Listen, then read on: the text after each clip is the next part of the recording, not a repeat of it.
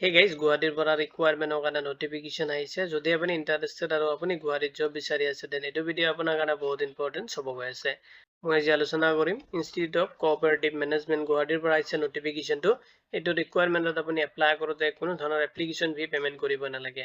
এইটো ভিডিঅ'ত আপুনি চেক কৰিব পাৰিব ৰিকুৱাৰমেণ্ট অভাৰভিউখিনি, লগতে ভেকেঞ্চি ডিটেইলছ আৰু ভেকেঞ্চিখিনিত এপ্লাই কৰোঁতে আপুনি কি এলিজিবিলিটি ক্ৰাইটেৰিয়া ফ'ল' কৰিব লাগিব, কেনেকৈ আপুনি এপ্লাই কৰিব, কেতিয়ালৈকে লাষ্ট এপ্লাই কৰিব পাৰিব, তাৰে কমপ্লিট ডিটেইলছ মই আপোনাক চিষ্টেমেটিক প্ৰভাইড কৰিম। যদি এইটো ৰিকুৱাৰমেণ্ট ৰিগাৰ্ডিং কোনো ধৰণৰ কুৱেশ্যন থাকে, আপুনি ভিডিঅ'টোৰ কমেণ্ট ছেকশ্যনত কমেণ্ট কৰি দিব। উইদিন 48 আৱাৰ্ছৰ ভিতৰত আপুনি জব এলাৰ্ট ডেস্কে টিমৰ পৰা ৰেছপন্স পাব। যদি আপুনি ইণ্টাৰেষ্টেড, তেনে আহক দেৰি নকৰি আজিৰ ভিডিঅ'টো আৰম্ভ কৰোঁ। এতিয়া চাই লওক যিটো ৰিকুৱাৰমেণ্ট আহিছে, ৰিকুৱাৰমেণ্ট অভাৰভিউখিনি।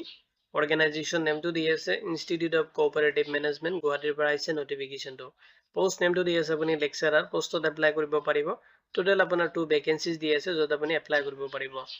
এপ্লিকেশ্যন যিটো মোৰ দি আছে আপুনি অফলাইনত এপ্লাই কৰিব পাৰিব, যিটো আপুনি বাই পোষ্টত কৰিব পাৰে বা আপুনি তাতে ভিজিট কৰি কিনে ছাবমিট কৰিব পাৰিব। এণ্ড আপুনি যদি বিচাৰে মেইলৰ থ্ৰু আপোনাৰ এপ্লিকেশ্যনটো আপুনি ছাবমিট কৰিব পাৰিব। কেনেকৈ কৰিব তাৰ বেছিক ডিটেইলছ মই আপোনাক এইটো ভিডিঅ'ত প্ৰভাইড কৰি দিম। জব লোকেশ্যনটো আপোনাৰ গুৱাহাটী আছামত হ'ব। অফিচিয়েল যিটো ৱেবছাইটৰ লিংক আছে মই এইটো ভিডিঅ'ৰ ডিছক্ৰিপশ্যনত আপোনাক প্ৰভাইড কৰি দিম। আপুনি যদি বিচাৰে তাতে ক্লিক কৰি কিনে আপুনি অফিচিয়েল ৱেবছাইটত ভিজিট কৰিব পাৰিব। অফিচিয়েল যিটো নটিফিকেশ্যনটো ৰিলিজ কৰি দিছে মে 19, 2026ত।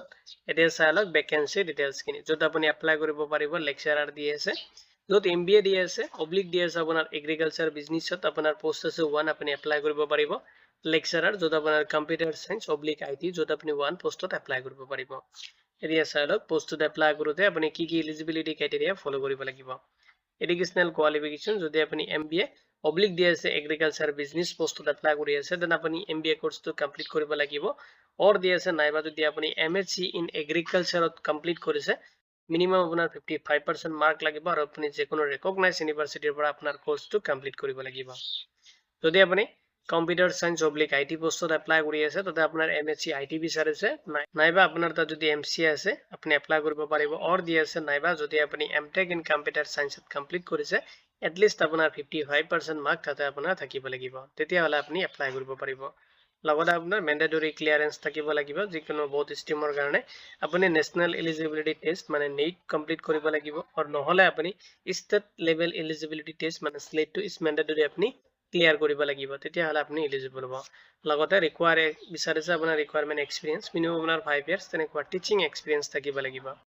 লগতে ডিজাৰেবল কোৱালিফিকেশ্যন বিচাৰিছে, যদি আপোনাৰ PhD আছে কমপ্লিট কৰা, দেন আপুনি এইটো পোষ্টত এপ্লাই কৰোঁতে প্ৰেফাৰেঞ্চটো বেছিকৈ পাব। যদি আপোনাৰ PhD নাই তথাপি আপুনি এপ্লাই কৰিব পাৰিব।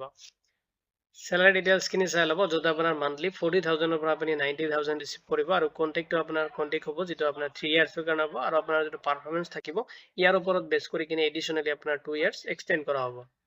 কেনেকৈ আপুনি এপ্লাই কৰিব, ফাৰ্ষ্টত আপুনি ডাউনলোড কৰিব লাগিব আছাম গেজেট ষ্টেণ্ডাৰ্ড এপ্লিকেশ্যন ফৰ্মটো। আই বাটনত মই ভিডিঅ'ৰ লিংক এটা প্ৰভাইড কৰিছোঁ, যদি আপুনি বিচাৰে তাতে ক্লিক কৰিব। কেনেকৈ আপুনি ষ্টেণ্ডাৰ্ড ফৰ্মটো ফিল আপ কৰিব লাগে, কেনেকৈ আপুনি ষ্টেণ্ডাৰ্ড ফৰ্মটো ডাউনলোড কৰিব, তাৰে কমপ্লিট ডিটেইলছ মই সেইটো ভিডিঅ'ত আলোচনা কৰিছোঁ।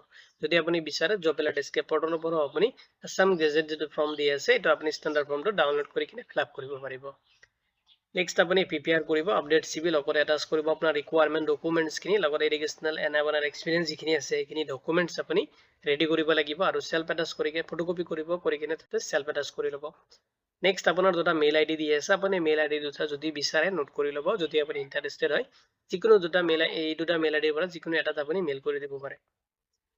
নেক্সট আপুনি যদি বিচাৰে আপোনাৰ যদি এপ্লিকেশ্যন হয় এইটো আপুনি বাই পোষ্টতো কৰিব পাৰিব। যদি মেইল কৰি আছে, মেইলৰ যিটো ছাবজেক্ট লাইন থাকে তাতে আপুনি ভালকৈ মেনশ্যন কৰি দিব আপুনি কোনটো পোষ্টৰ কাৰণে এপ্লাই কৰি আছে।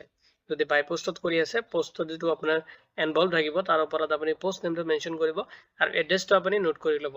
এড্ৰেছটো দি আছে, যদি আপুনি মেইল কৰি আছে এইটো এড্ৰেছটো আপুনি নোট কৰি কিনে তাতে আপুনি মানে যিটো এনভল্ভ থাকিব তাৰ ওপৰত ভালকৈ লিখি দিব, আৰু নহ'লে আপুনি ডাইৰেক্টলি গুৱাহাটী এইটো এড্ৰেছত ভিজিট কৰিব পাৰিব।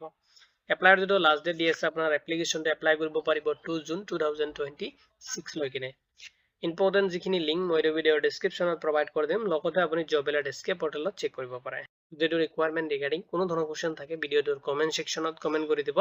উইদিন 48 আৱাৰ্ছৰ ভিতৰত আপুনি জব এলাৰ্ট ডেস্ক টিমৰ পৰা ৰেছপন্স পাব। ভিডিঅ'টো চোৱাৰ বাবে ধন্যবাদ দি কিনে আজিৰ ভিডিঅ' মই ইমানতে সামৰিছোঁ।